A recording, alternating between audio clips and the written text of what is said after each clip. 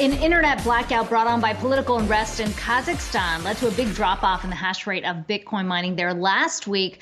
The world's second largest Bitcoin miner has largely recovered since. But our next guest says there's another big issue looming in the country's crypto space, a power crunch without enough energy supply to support all of the mining demand there. Let's bring in Dibar Bekbauov. He is the co-founder of Xive Mining. And Dibar, it's great to talk to you today. You're actually in the U.S.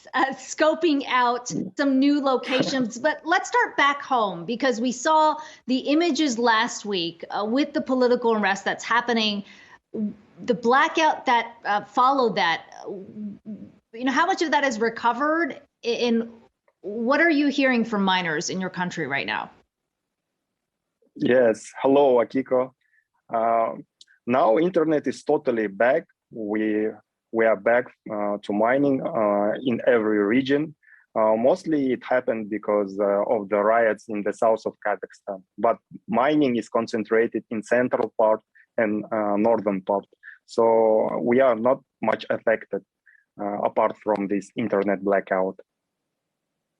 This all, of course, comes when Kazakhstan has seen over the last several months incredible migration coming out of China after Bitcoin mining was banned there. How much of the political unrest you think will maybe stall some of that momentum and the growth that you've seen in Kazakhstan?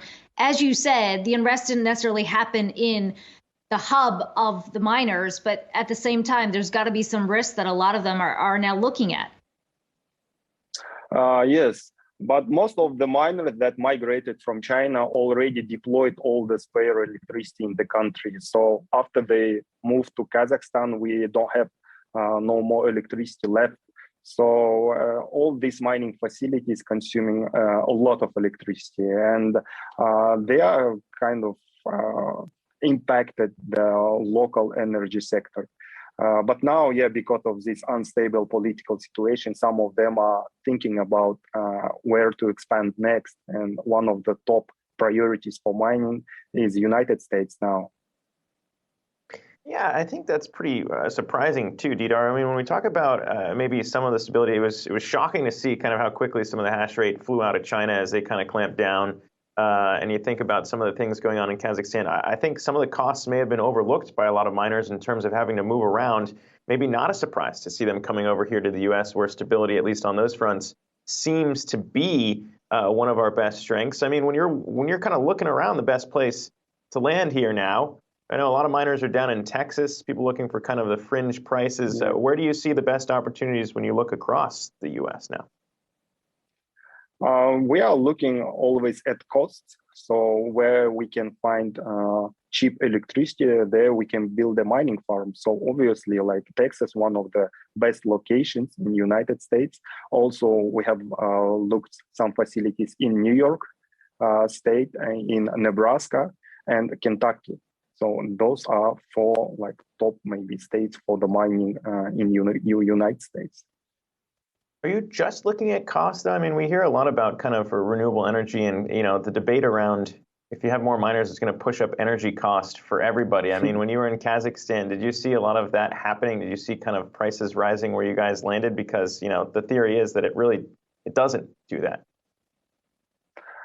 Usually, we try to find renewables or green energy, but in this market, when you consume huge amount of electricity, you have to also look at costs. So we all compete for the mining of Bitcoin, right, with other miners. So whoever has best cost structure, then he kind of in a favorable position. Why a lot of mining happening in Kazakhstan? Again, because of the very low electricity prices. And in Kazakhstan, we don't have much of renewables. Mostly the source of electricity is either gas or coal. But here, you have more of that. You have wind power, solar power, and other renewables. And so talk to me about your expansion plans. Obviously, you've been helping a lot of the miners relocate from China to Kazakhstan, but you yourself are looking at expanding into the U.S. How big is that footprint you're looking at? And to follow up on Zach's point, where is the opportunity that you find especially interesting right now? Yes, in Kazakhstan, we face that we cannot expand our business anymore because of these electricity limitations. And that's why I came here. I'm doing my research. I'm looking for my possible mining locations. And I think Nebraska is a good place to start. And we are looking to start from not a big farm, maybe 10 megawatt farm, just to enter the market and see how it goes. If it will be successful in terms of revenue, then we can expand. And also, I'm looking some locations in Texas, but here in Texas, we haven't figured out still how to interact with the local energy companies, because you have different costs, different price structure in different states. So I think Texas has independent grid. So we need to do some more research here. Real quick, last question. I mean, obviously, I'm sure you don't talk to every miner in Kazakhstan, but just kind of if you were to ballpark how many are considering coming over here now. I mean, the hash rate is I didn't know Kazakhstan was the second largest in terms of hash rate. How much do you think, ballpark number, would be coming over to the U.S. as you estimate it?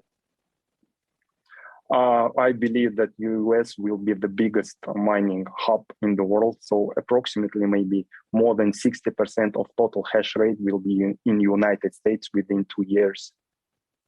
All right. Wow. All right. We'll be watching. Dibar Bekbauov, appreciate you coming on here to chat with us today. Xive Mining Ltd. co-founder. Thanks again, and good luck on the search out there. Enjoy the Cornhusker State.